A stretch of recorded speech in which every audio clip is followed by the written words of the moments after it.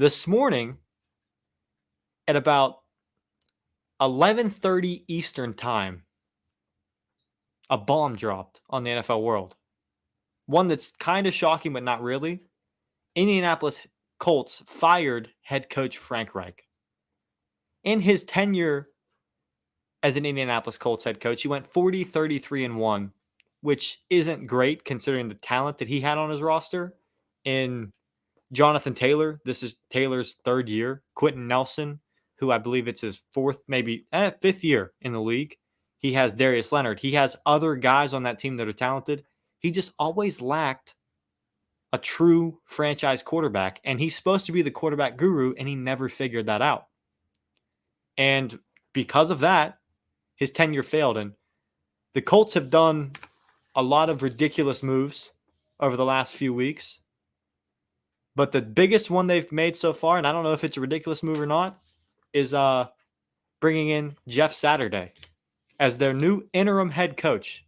Yes, that Jeff Saturday, the former center for the Indianapolis Colts. Ring of Honor member Jeff Saturday is now the Indianapolis Colts interim head coach. And I alluded to some of the wild moves they've made over the last few weeks. He called out Dan Snyder before the owners' meeting. He then benched Matt Ryan a few days later for a 6th-round pick, Sam Ehlinger.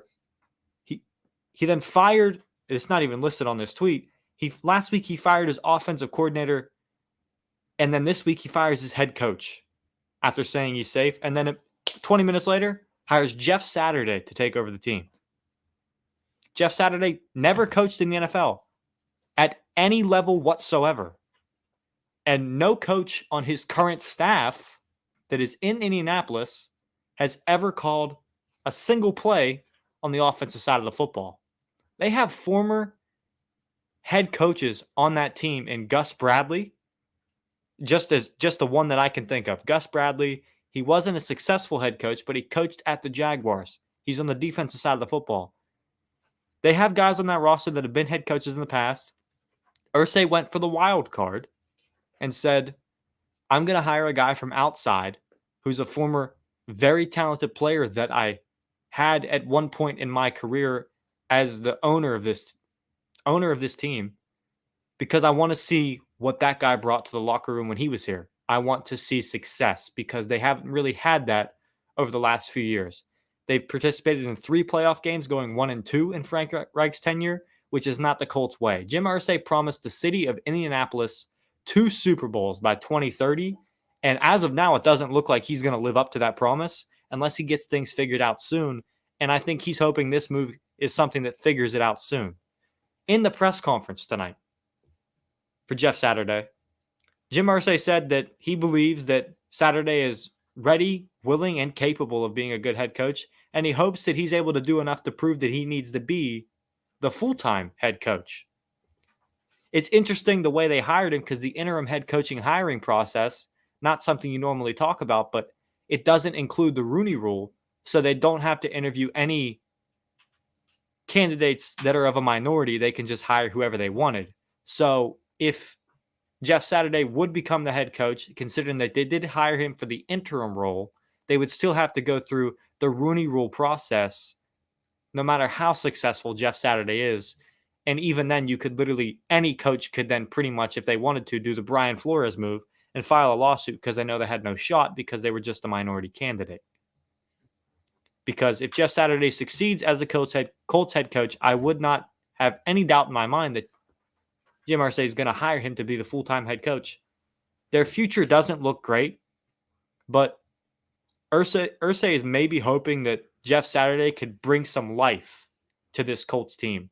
Do you guys think that was like the most out of left field move and wildest thing that Irsay could have done? And do you think it's going to pay off for Irsay, or do you think it's going to fail in his face?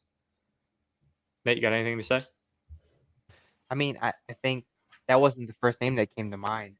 When they said Colts legend, I'm thinking like Peyton Manning. I'm thinking, Reggie Wayne, probably head coach, just because they don't have anyone else. Reggie Wayne's the wide receiver coach. Am I wrong? Yeah. I was going to say Reggie Wayne is on the roster. Like, if you wanted to go former great for your team, you could have gone Reggie Wayne, but he brought in someone that's completely outside of the coaching staff, which is bizarre, and you never see that in that kind of hiring practice. That's not what I expect. I didn't expect to see Frank Reich get fired today. So that was out of left field in and of itself. But yeah, I think we'll see. I don't know how much to say on that just because I don't follow the Colts. So It was a bizarre move, and I hope the Colts. I mean, I hope they succeed, but I really have my doubts that this move's gonna. There's more problems on that roster than just that. It was not just the head coach, and it was just not the offensive coordinator. That offensive line, highest paid offensive line in the league, one of the worst in the league. Can't score points. Jonathan Taylor can't stay healthy. They can't block a guy for Jonathan Taylor. Jonathan Taylor's getting hit in the backfield more than he ever has.